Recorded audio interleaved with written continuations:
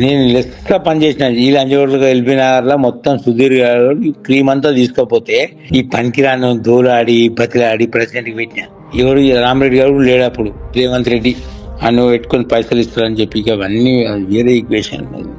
జనాలు ఓట్లు వేస్తారా బాబు నిలబడి అని చెప్తే నన్ను కూర్చోబెట్టి బతిలాడి బామాలి నిలబెట్టింది. నేను వేస్తలేరన్నా ఎందుకని చెప్తే లేదు పైసలు ఇచ్చినా గెలవాలంటే లాస్ట్ టైమే పైసలు ఇచ్చి చేతులు కాల్చుకున్నా, మళ్ళీ ఇప్పుడు పైసలు ఇచ్చి చేతులు కాల్చుకోవడం, జనాలే ఓట్లు వేస్తలేరు. నేను పెట్టి కాంగ్రెస్ పార్టీకి అదే నేను తప్పు చేస్తున్నారా? బీఆర్ఎస్ ఆపరేషన్ పోలేదు, పోయినట్టు నేను ఏమవుతుంటి మా కొడుకు మన కాంటాక్ట్ చేయడానికి నాకు న్యాయం జరగదని ఆ ఆక్రోషంతోనే కాంటాక్ట్ చేసి డబ్బులు కలిసి పెట్టి అందరికి మాకిచ్చు.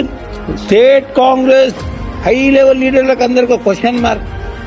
ఐవైసీ పేమెంట్ ఫ్యూచర్ ఇప్పుడు టోటల్ గా 13 లక్షల చిల్లర చీలిక అయింది కదా, 50 రూపాయలు అయితే కట్టాలి కదా. 50 రూపాయలు కడితే ఎంత అయితే 7 లక్షల ఓట్లకి కడితే ఎంత అవుతుంది? 3.5 కోట్లు. ఐవైసీకే 3.5 కోట్లు. ఈ మెంబర్షిప్ ఏనికే సేమ్ 50 వేసుకో ఎంత అవుతుంది? ఇవి 3.5 పైసలు ఇస్తేనే కడతాం. పైసలు ఎదురెళ్ళినాం కాబట్టి అక్కడ అంత రెస్పాన్స్. 2.5 లక్షల మెజార్టీ అంటే పిల్లల పథకమా అంత. పల్మూరు వెంకట్ గారు దెబ్బకు డ్రాప్ అయిన కొడుకు, వాడు మిట్టపల్లి వెంకటేష్ దగ్గర ఘోషేశ్వరని అనిల్ యాదవ్ ఇలా వెంకట్ గారికి ఉన్న ఇమేజ్ మొత్తం డ్యామేజ్ అయింది, జీరో అయిపోయినాడు.